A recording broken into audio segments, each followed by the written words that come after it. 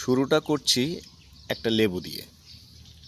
দেখুন, এটা আমার পুকুর পাড়ে একটা লেবুর গাছ, যে গাছে যে পরিমাণ লেবু ধরে সেটি দিয়ে আমার মোটামুটি খাওয়া চলে যায়।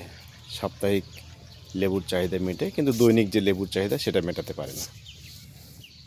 গাছ এখানে একটিই আছে, দূরে আরও কিছু গাছ আছে যেগুলি এখান থেকে দেখতে পাচ্ছি না।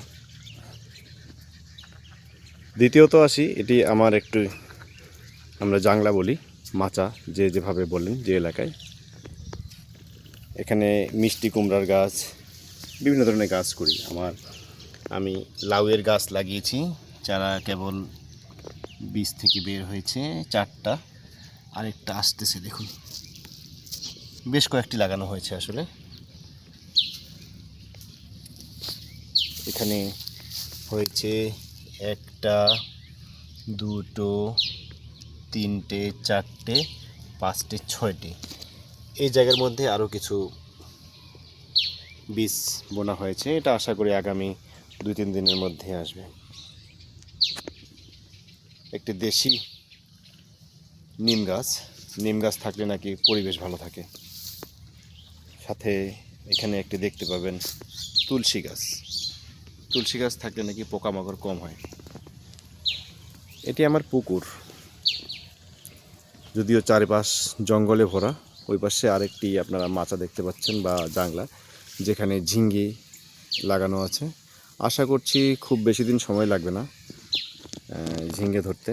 দেখুন, এই যে ঝিঙ্গে গাছ।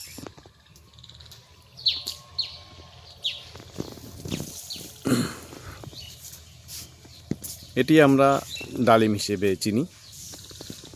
এবার ডালিম খুব কম ধরেছে, তারপরেও 2টো ডালিম ধরেছে, দেখতে পাচ্ছেন এই ভিতরের দিকে। গাছটা অনেক বড় ছিল, আমরা গত বছর কেটে দিয়েছি, কারণ এত বেশি ডালিম ধরে কিন্তু খেতে পারি না। কমপক্ষে 100 ডালিম তো এই গাছে ধরেই, কিন্তু বর্ষায় ঠিকমতো পেস্টিসাইড ব্যবহার করি না আমরা, কারণ পেস্টিসাইড হিসেবে আমরা খেতে চাই না ফলগুলিকে। এই জন্য নর্মালি পরিবেশের সঙ্গে অ্যাডজাস্ট করে যেভাবে হয় সেগুলি খাই। পাশে দেখতে পাচ্ছেন, এগুলিকে আমরা আমাদের গ্রামের ভাষায় বলি মালভোগ কলা, যেটি অনেকে হয়তো জানেন না বা চিনেন না। খুবই সুস্বাদু,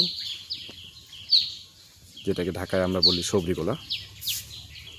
কোনো রকম পেস্টিসাইড দেওয়া হয় না, তাই গাছের চেহারা একটু খারাপ। আশা করছি এভাবেই ফল আসবে। গাছের নিচে দেখতে পাচ্ছেন এখানে করলা গাছ, দেশি করলা, ফুল আসতে শুরু করেছে। দেখুন, এখানে একটি করলা আসছে, এই যে নিচে একটা করলা দেখা যায়, আবার এখানে একটা করলা বেশ বড় হয়েছে, কিন্তু অতিরিক্ত তাপমাত্রার কারণে করলার রঙটা প্রায় পেকে যাওয়ার মতো হয়ে গেছে। এটা আসলে পাকা করলা না, এটা তাপমাত্রার কারণে হয়। ভিতরে আছে লেডিস ফিঙ্গার, অর্থাৎ ঢেঁড়স কিছু হয়েছে, কিছু খাওয়া হয়েছে, কিছু পেকে গেছে। দেখুন, শক্ত হয়ে গেছে অলরেডি। সাথে হলো চাল কুমড়া, যেটাকে আমরা জালি হিসেবেও চিনি। এখানে একটা ফুলের গাছ দেখতে পাচ্ছেন, বরবটির গাছ উঠতেছে। দেখুন, বরবটির গাছ। এটা আমাদের পুকুর, একটু জঙ্গল দেখতে, তবে প্রাকৃতিকভাবে এরকম থাকায় আমার বেশ উপকার হয়। এটা বড়ই গাছ, টক বড়ে, প্রচুর টক, কাঁচা খাওয়া যায় না, পাকলেও খুব একটা বেশি খেতে পারবেন না অনেকেই, কারণ দাঁতগুলি সব টক হয়ে যাবে। এটা আমরা হারভেস্ট করার পরে পুরোটা শুকিয়ে নেই। সারা বছর আমাদের যে পরিমাণ টক খাওয়ার প্রয়োজন হয় সেটির চাহিদা এই গাছ থেকেই আমরা পেয়ে যাই। এটি একটি বাড়ি ফোর আম গাছ।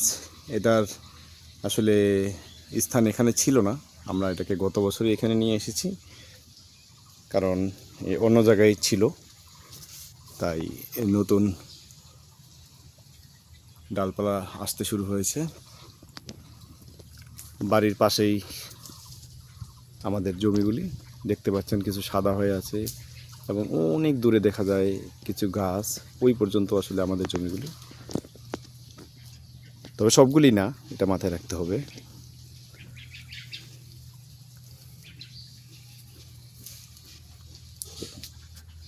আজ এ পর্যন্তই। সবাই ভালো থাকবেন, সুস্থ থাকবেন, আমার জন্য আশীর্বাদ করবেন।